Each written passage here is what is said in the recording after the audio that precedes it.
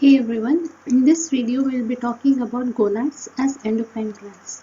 So the very first gonads that we'll be discussing now is the testes. So testes are nothing but sex organs present in men. So a pair of them is present in the scrotal sac outside the abdomen. Now these testes are what distinguish men from females, right? So sex organs usually get the name because they actually describe and they actually give specific characteristics to the gender. So a pair of them is present. As you can see, this whole thing is a male reproductive system, and here testes are present. So let's talk about their structure. So testes, a pair of them is present in the scrotal sac in men. They are primary sex organs and endocrine glands. They are primary sex organs, that is, they produce hormones called androgens, and they actually help in reproduction in men. And that they give specific characteristics to the person which makes them look manly. So when in the fetal stage they are present, that is what determines the gender. And they also act as endocrine glands. As I said earlier, they a lot of these endocrine glands also include gonads. So they act as endocrine glands. That is, they produce specific hormones. And they are composed of seminiferous tubules and stromal or interstitial tissue. So let's see. As you can see here, this is the LS of a testicle. So testis is plural, testicle is singular. And here you can see a net-like structure, and these are nothing but the seminiferous tubules, and they are present in lobules here, as you can see. So these are where there is production of sperm happens, and they join together and they exit through the vas deferens, which we'll discuss in the reproduction chapter. Now this is a LS of the seminiferous tubules. As you can see, there are different types of cells present here. So the seminiferous cells contain Sertoli cells, and in between seminiferous tubules you have Leydig cells. Now these cells are responsible for the production of hormones or the endocrine function of this gland. As I said here, Leydig cells are interstitial cells in the intertubular spaces produce hormones called androgens. So as said here, between the tubules Leydig cells are present. So as you can see, this is the seminiferous tubule, this is another one, and between this is Leydig cells present. So these are responsible for production of androgens. So what are androgens? Androgens are nothing but male hormones. So andro means male. So androgens. And the main androgen that they produce is testosterone. So testosterone is the main androgen that gives a person male-like characteristics. So it has specific functions. These are development, maturation and function of male accessory organs. That is proper development of genitalia in men is regulated by this. Muscle growth, facial hair and axillary hair growth. So muscle growth and greater muscle growth is seen in men due to testosterone, and also facial hair, that is development of mustache and beard, and axillary hair growth, that is body hair growth, is seen. Deep voice and aggressiveness. So as boys reach puberty, their voice begins to crack and they have a very low pitch of voice, that is a very deep voice or heavy voice. So this is actually due to testosterone. And also aggressive nature. So in every every male in every species, there is aggressive nature is seen, and that is due to this testosterone, and especially after puberty this increases. Then spermatogenesis. Spermatogenesis is nothing but sperma means sperm and genesis means producing or creation. So it helps in producing sperms. That I said here, inside the seminiferous tubules this actually occurs. It acts on the central nervous system and influences libido. It promotes anabolic processes on protein and carbohydrate. As I said here, muscle growth happens. So for any muscle growth to occur or any growth to occur, there needs to be cell division. And for cell division, there needs to be addition of something, right? So if you need something to create, if you need to create something, you need some raw material to create it. So this takes up the proteins and carbohydrates, and it helps in production of muscle. So it helps in growing the muscle by rapid cell division and helps in creation of muscle. So anabolic process usually it is used whenever there is creation of something, like there is growth, or there is muscle growth, or anything that is related to growth is anabolic.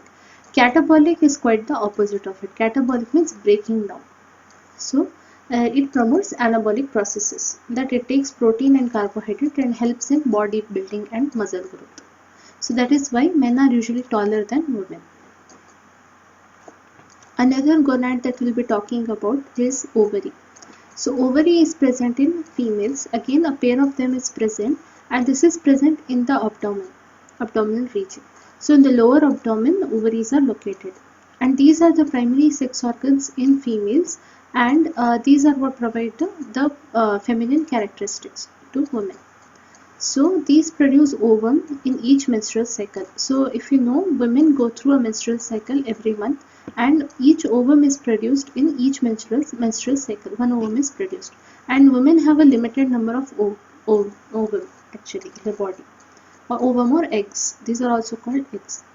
So one is released during each menstrual cycle. So that is why women have like limited number of menstrual cycles. That is, they tend to get menopause as soon as they reach 52. So 50s, when they reach their 50s, their menstrual cycles stop. Two hormones are produced by these ovaries. One is estrogen and another one is progesterone. So these two hormones are produced during this menstrual cycle. So first we'll talk about this estrogen.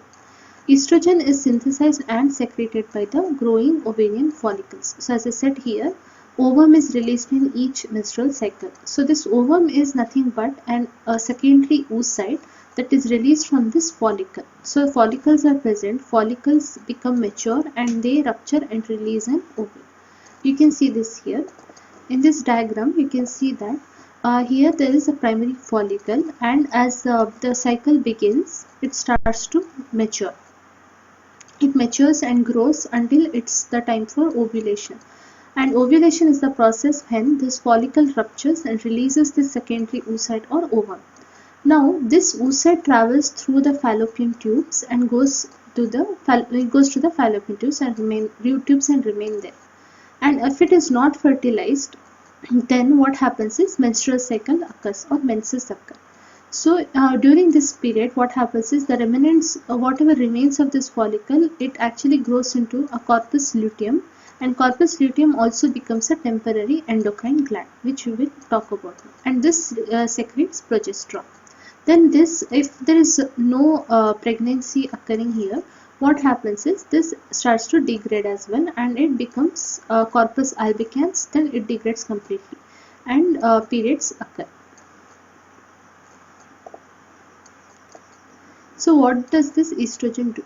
So as I said here, it is synthesized and secreted by growing ovarian follicles, stimulates growth and activity of secondary sex organs. Similar to the testosterone, estrogen works. So estrogen is the one that actually provides the female characteristics, not progesterone. Progesterone was only a pregnancy hormone. So similar to testosterone, its counterpart is estrogen.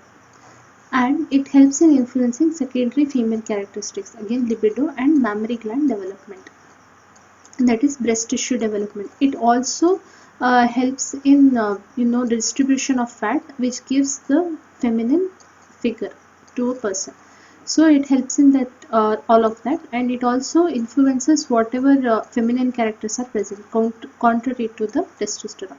Even in females, a slight amount of testosterone is produced, but it is very minimal. And even in men, estrogen is there, but it is again very minimal. So usually the majority, whatever is mainly secreted, is the estrogen in females and testosterone in men. Now let's move on to progesterone. This is secreted by the corpus luteum. As I said earlier, here as you can see, after the follicle ruptures and ovulation occurs, this follicle becomes corpus luteum, and this corpus luteum is a temporary endocrine gland which secretes progesterone, and if pregnancy doesn't occur, it also degrades and another cycle starts. So as you can see, this is a pregnancy supporting hormone. So if in case pregnancy occurs, this supports that pregnancy as well and helps in pregnancy by default. It acts on mammary glands and stimulates alveoli division and milk secretion. So when the pregnancy has occurred and when the baby is delivered, it acts on the mammary glands, and even during pregnancy it acts on the mammary glands, and it divides to the alveoli. Alveoli are nothing but they are small sac-like structures in the mammary lobes, which are responsible for the production of milk. As you can see here, these are nothing but the mammary lobules, and these are the alveoli. The alveoli are present. So these alveoli, what they do is, this progesterone helps in division. So it helps in multiplication of these alveoli and also milk secretion. So what happens in a menstrual cycle is that whenever a menstrual cycle occurs, like it begins the first day, this follicle starts to become mature, and when it matures on the 14th day, around 14th day, ovulation occurs. And when ovulation occurs, estrogen and progesterone are peaking, so begin to peak.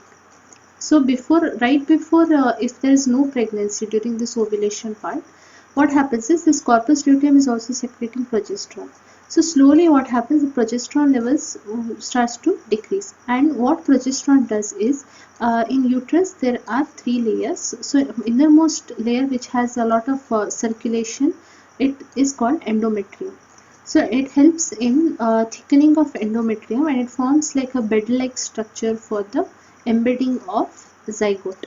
This everything we will study in reproduction chapter, but just to give a simple idea, this estrogen is actually helping in the daily like however female characteristics and all provision of that, but progesterone mainly comes into play when pregnancy is occurring or when a pregnancy has to occur.